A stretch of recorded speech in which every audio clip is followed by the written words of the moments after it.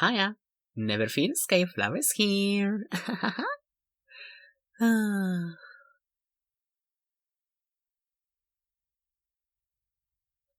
Oi, are you okay? How are you feeling? Is there something wrong? Are you in pain? Can you move? Can you talk?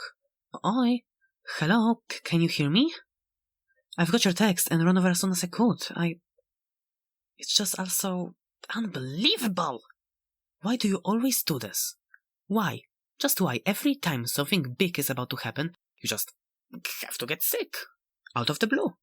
It really wouldn't kill you to look after yourself a little bit more, you know? It really isn't that difficult, and I'm quite sure that you can manage it. Really. Really. Well, I, I, I wanted to go bowling with you, okay? I wanted to go bowling with you tomorrow. It was supposed to be a surprise. Well, yeah, supposed. Seriously, how do you do it? How do you always manage to get sick at just the right time? Don't give me that look. I just... listen. I've seen how stressed you've been lately, and I don't know. We didn't really get to see each other as often as we used before. So I thought that maybe I could do something special for this occasion. Something new. Something different. And that's how it turned out. You dummy. Don't you dare apologizing to me. Of course it's not your fault that you are sick, like, who could have predicted it? I'm just worried, as all, you know. Of course I worry about you. Yeah, whatever. Ha! You ain't going anywhere. I've made a reservation for that bowling alley 3 months in advance, and we will be going. And I'll make sure that you are in the best shape for tomorrow. You don't exactly have much of a choice now, do you? Chill. I'll take a very good care of you. But first... I grabbed it on the way. Some instant ramen. It will nicely warm you right up. Just, we gotta prepare it first. Where's your kettle? Do not get up from the bed. Just tell me where the kettle is, and I will do the rest. Okay, thank you.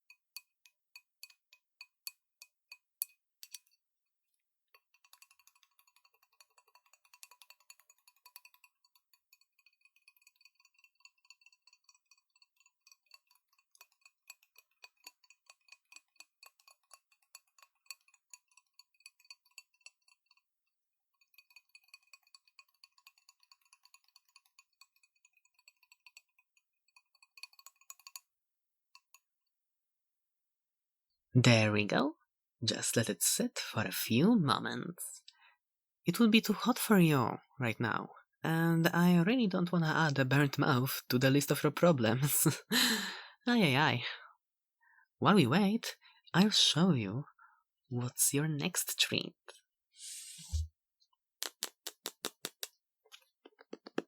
That's right. I brought one of my favorite books. It's the one and only Dangerous Games to Play in the Dark. A wonderful set of otherworldly games to play solo or with a group. If you were feeling any better, I probably would have picked a few for us both to do. But alas, I'm here to cure you, not cause you more trouble. I'm gonna read some of them to you to help you sleep, so you better get all nice and cozy, alright? Well, let's start.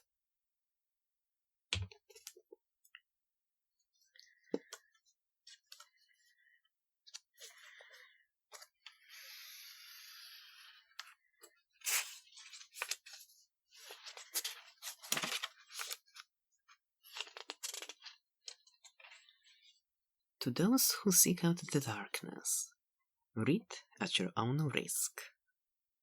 Who doesn't like to risk some things? Context, introduction. Okay, let's go. Flashlights, darkened rooms, the chanting of names, of mantras, of mysterious incantations, giggles in the dark, some out of bravery, others out of bravado. There's challenges, ghosts. You might be familiar with them, the kinds of games you play at sleepovers, around the campfire, or on the playground. Well, more rituals than games, really. Meant to summon spirits, communicate with supernatural beings, or otherwise connect with the realm beyond our own. You may have learned these games from your older friends, or siblings, or maybe out of the books you found in the dusty and forgotten corners of the local library. Books like this one, perhaps. You may not have been convinced that these games will actually work, believing them to be simply stories or urban legends. But when you play, you hope all the same that this time maybe something will happen. You'll fall into a trance. You'll defy the laws of nature. You look into a mirror and see not your own reflection, but the shape of someone or something else. The appeal lies in the perceived peril of these games. They feel dangerous, and that's almost certainly the reason you're drawn to them. What you might not know is that these games are part of a long tradition of attempting to reach out and connect with something bigger than ourselves. It's a desire to find out what may or may not exist beyond the veil and discover what, or not, it's possible, and discover whether it is or it isn't possible to bridge the gap between our world and the other world, or worlds some believe might exist. The Egyptian Book of the Dead taught the living how to prepare those who passed for their journey through the underworld. Oracles in the ancient Greece claimed to see the future, channeling the voices of gods. The what's this word? Purpotard? Let's go with that.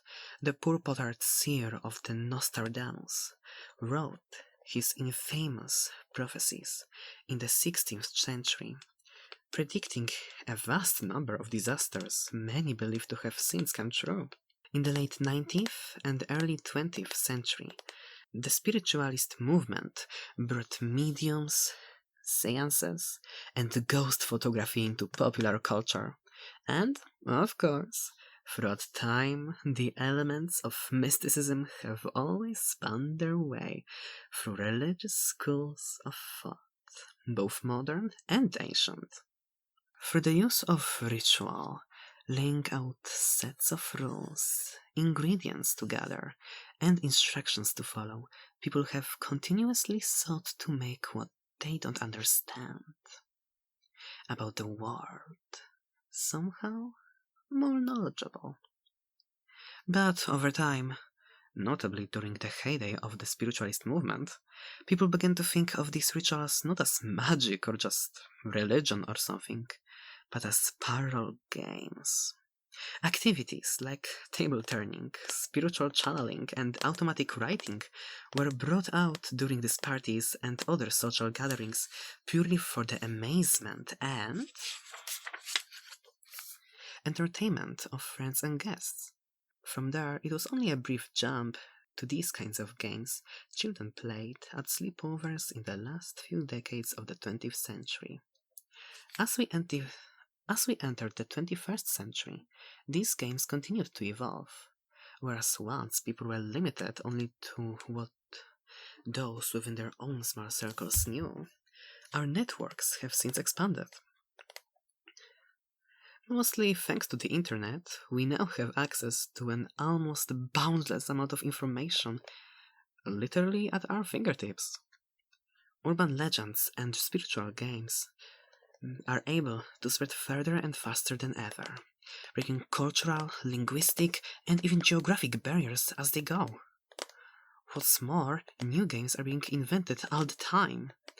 These are often more complex than the ones played in many years ago, requiring specific suppliers, and great deal of special conditions, and many, many more steps. For that reason, perhaps, we continue to consume them, to try them out, and hope that this time, just this one time, we'll see some results. Throughout the history, they have been assembled in grimoires, essentially textbooks of magic, that contain spells, charms, methods of divination, and, of course, invocations. You might therefore think of this book as a sort of modern-day grimoire, a compendium of contemporary supernatural rituals. Part encyclopedia, part instruction manual, and also part storybook, intended to guide you through the shadowy world of today's urban legend games. Here, you'll find the history and folklore behind 24 different games, each with a different purpose, as well as instructions on how to play them, and some do's and, don'ts you'd be wise to heed if you truly wanted to try them out. Should you choose to play them, these dangerous games, know that you do so at your own risk. While we're on the subject, a word about safety. Beyond the possible supernatural risk presented by these games, a number of real-life risks exist, blah blah blah, fire hazards such as some sharp objects, additional warnings in detail apply. Pay careful attention, whatever. Let's see, what should I read about?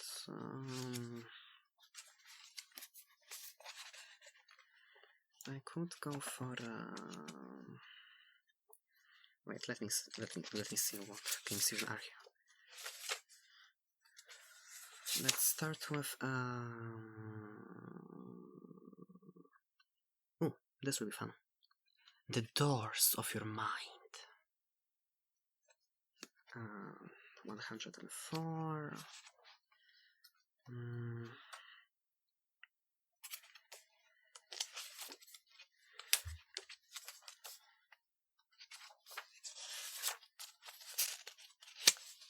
There we go.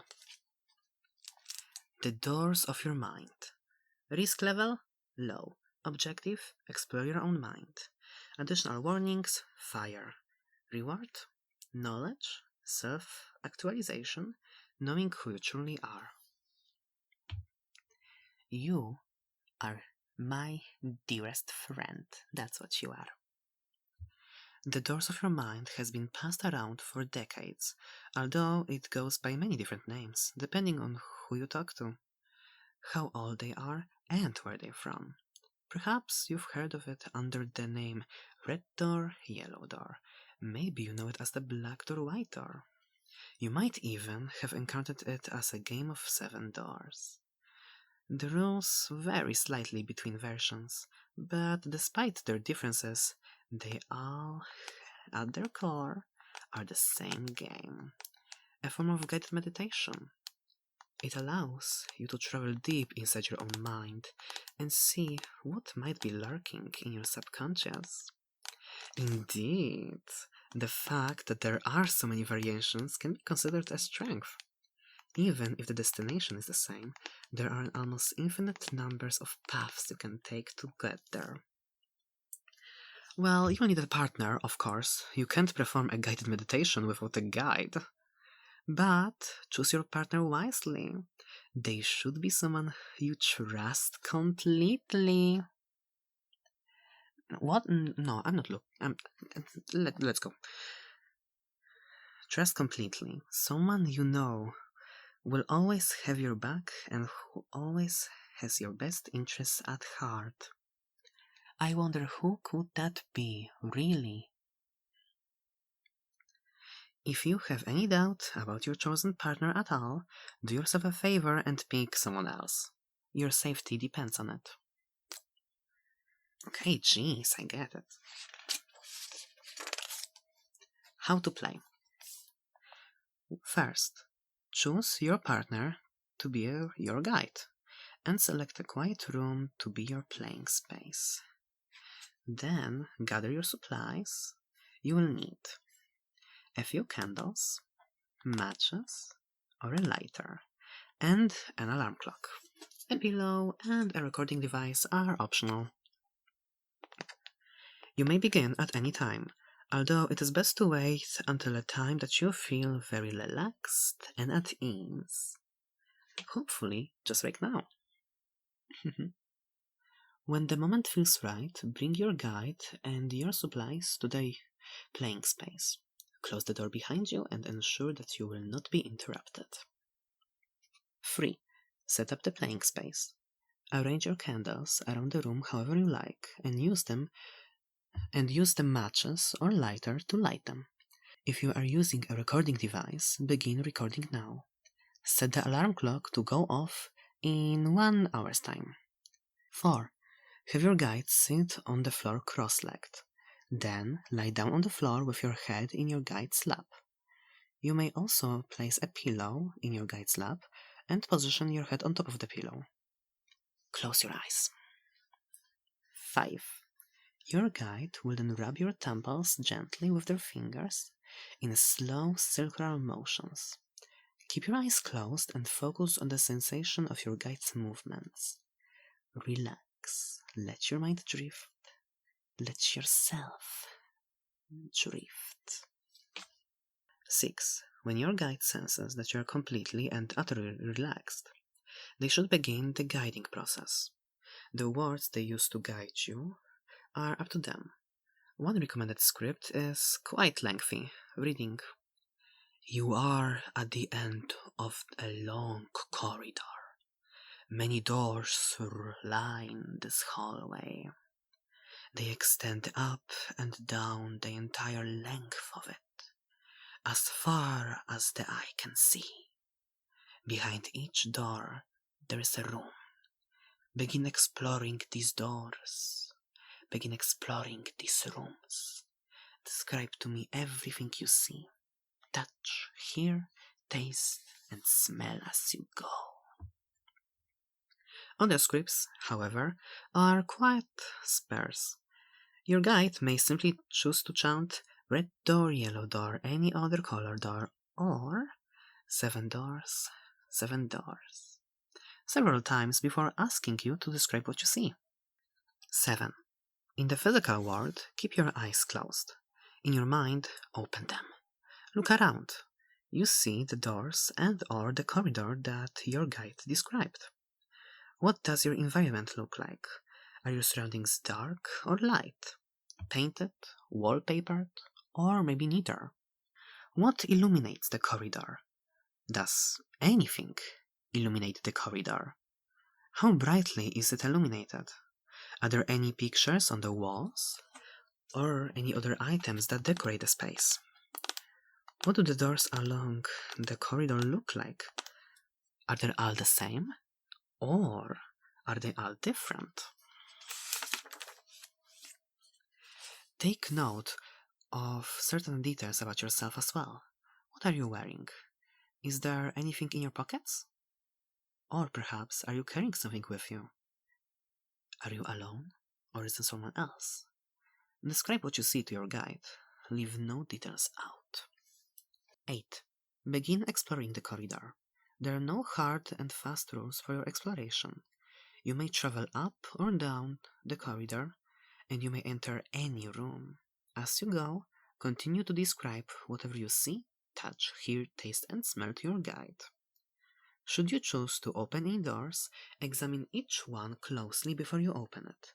It may tell you something about what awaits you in the room beyond. What color is it? Does it have a particular size or shape? Does it open with a knob or a handle? Or can you simply push it open? If it is a knob or a handle, what does it look like? How does it feel when you touch it with your paw?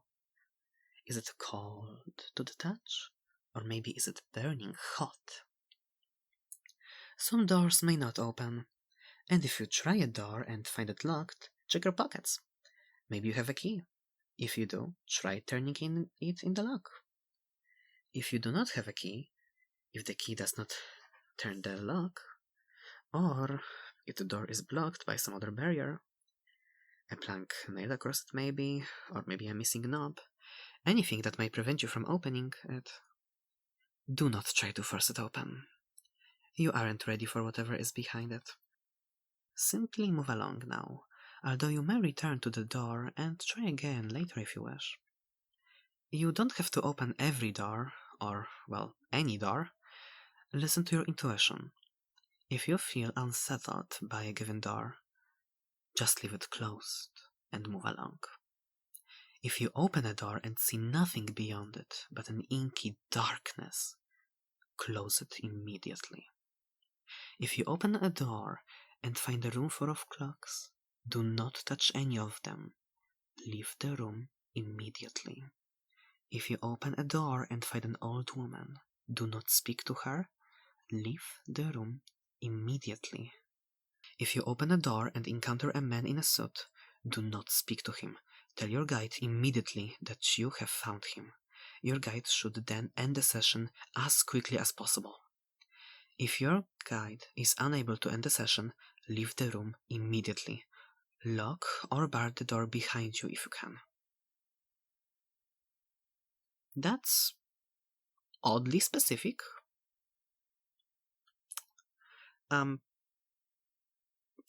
Okay, yeah, let's continue. 9. When the alarm goes off, that is your guide's cue to conduct you back to the physical world. They may do so with whatever words they wish. The only requirements are that any doors that have been opened over the course of your journey should be closed again by the end of it, and that the final image in your mind should be the corridor receding into the distance. 10. In your mind, close your eyes. In the physical world, open them. And 11. Rise from the floor, turn off the recording device, if you have chosen to use one that is, and extinguish the candles. You may review the recording whenever you wish. Welcome back. Oh, that one sounds actually very interesting. I kinda wanna try it. Are you still awake? Good. Because I'm pretty sure that your ramen is ready. Say ah. What? Of course I will feed you. You're sick. You need to rest. Ugh, shut up and just eat your ramen. Tasty, huh? Oh, I knew that's your favorite one, so I picked it.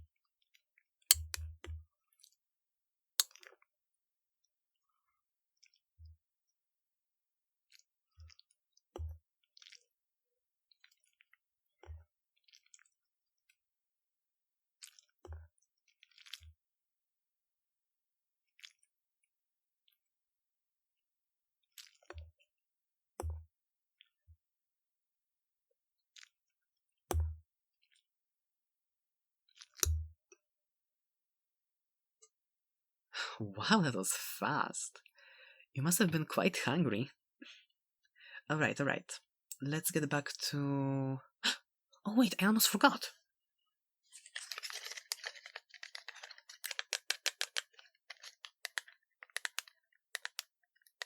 This is something that always helps me when I feel a little under the weather.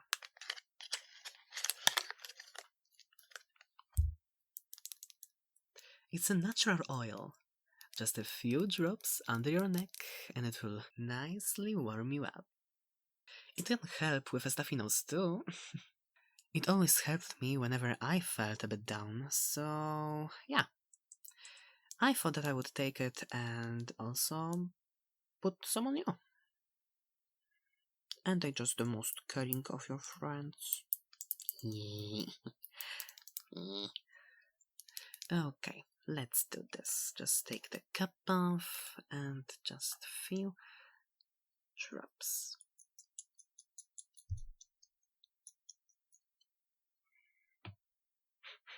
There you go. Do you feel it? That flowery scent, the smell of the smell of what the hell is this? Smell of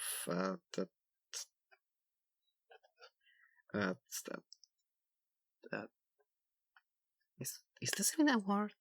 I smell of flowers.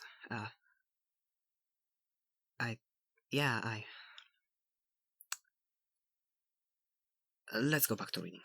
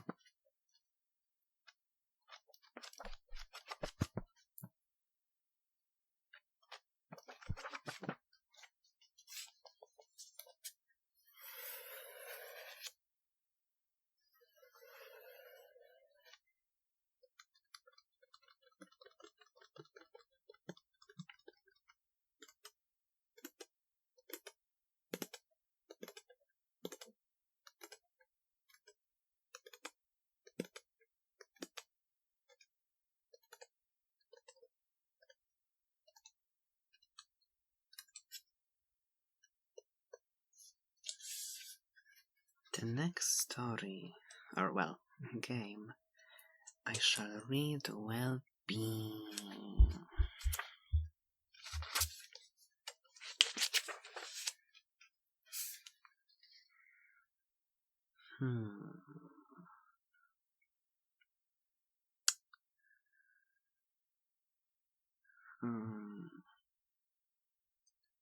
How about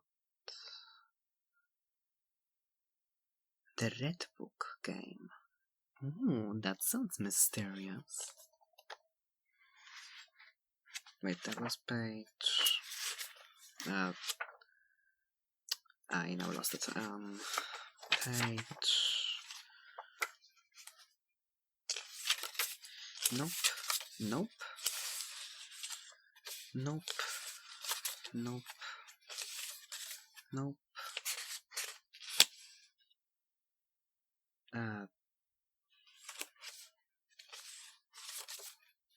Come on, well, okay, there we go.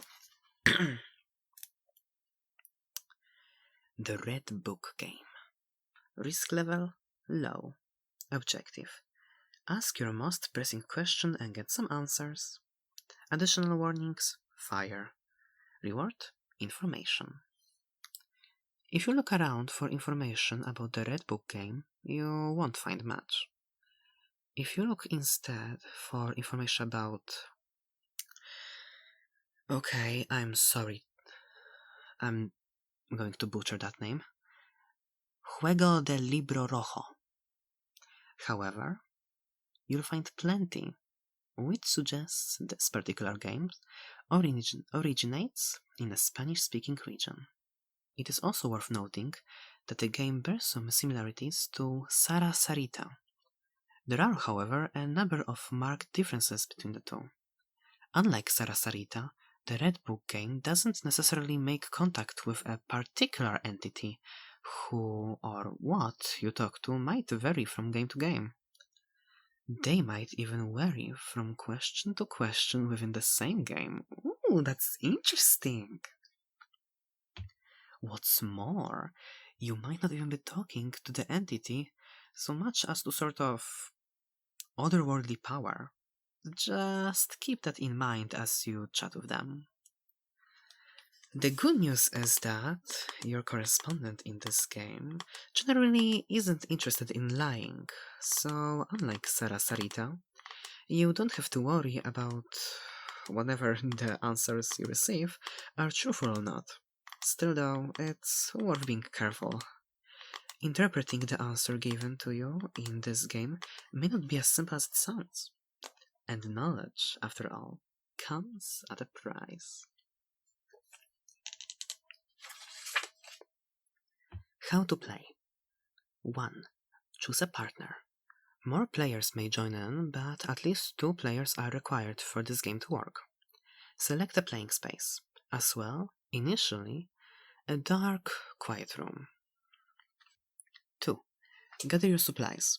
You will need 1 book, at least 1 candle, matches or a lighter, and a sense of curiosity. Note there are always some specific requirements the book and the candle must specify.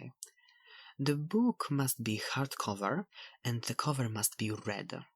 And there should be absolutely no images, nor illustrations, nor photographs anywhere inside it.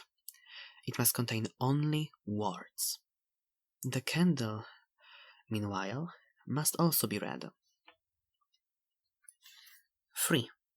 You may begin at any time, although nighttime is recommended. Take your supplies and your partner or partners to your playing space, and then draw the curtains and turn off the lights. Sit on the floor, opposite to the other player, or in a circle if there are 3 or more players. Place the candle or candles between you and light them. Then place the book where all the players can reach. 4. Now ask for permission to enter the game. To do so, close your eyes, place the palm of your hand on the cover of the book, and ask aloud, Red Book, may I play your game? Keep your eyes closed. Open the book to a page. Any page. Open it to whenever the page feels right. Then place your finger somewhere on that page, again trusting your instincts, to land on whatever spot feels right. Open your eyes and read the sentence your finger is pointing to. This sentence is the answer to your question. How do you interpret it? If it is positive or affirmative, permission has been granted for you. You may continue to play. However, if it is negative or nonsensical, you have not received permission. Try again. Closing your eyes, placing your palm on the cover of the book, asking permission, and letting your finger fall on a random sentence on a random page. If you continue to receive negative or nonsensical answers, it's best to give up for now and maybe try again another time. Each player must ask for and receive permission to enter the game in order for the game to proceed. If some players do not receive permission, either have them leave the playing space or continue without them, or end the game and just try another time. 5. Once all players have been granted permission, it's time to begin asking your questions. This should be easy for you now. It's like asking for permission to enter the game. Close your eyes, place your paw on the cover of the book, and ask your question out loud. Open the book to whatever page feels right, and drop your finger.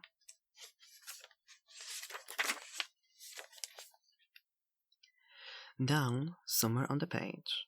Then, open your eyes and read the sentence on which your finger has landed. That is your answer. Although, again, you must interpret it correctly in order to find out the meaning of it. After the question has been answered, pass the book to another player. It's their turn now. They too may ask a question using a method previously described. The book should pass to another player after each question. The same player should not ask 2 questions in a row. Okay.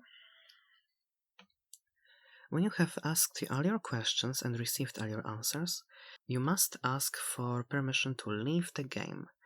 As before, close your eyes, place your paw on the cover of the book, and ask aloud. Red book, may I leave your game?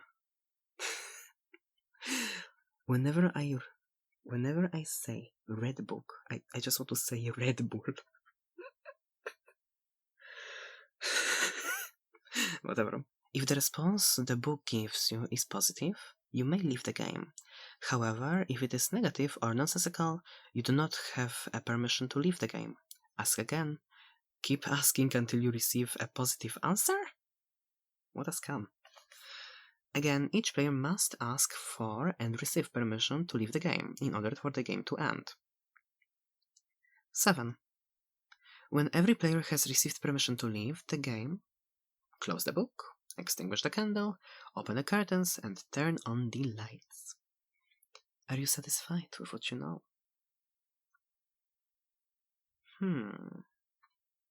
This one actually sounds kinda risky.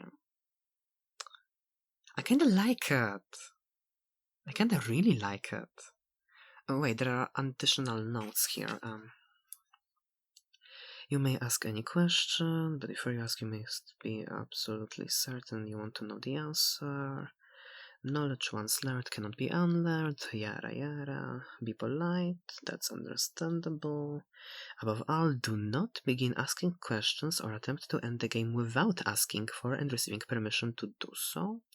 This game does not pose many risks to its players if played correctly, but if any steps are skipped, the bets are off. I actually really like this one. Hey, maybe we would gather some more people and then I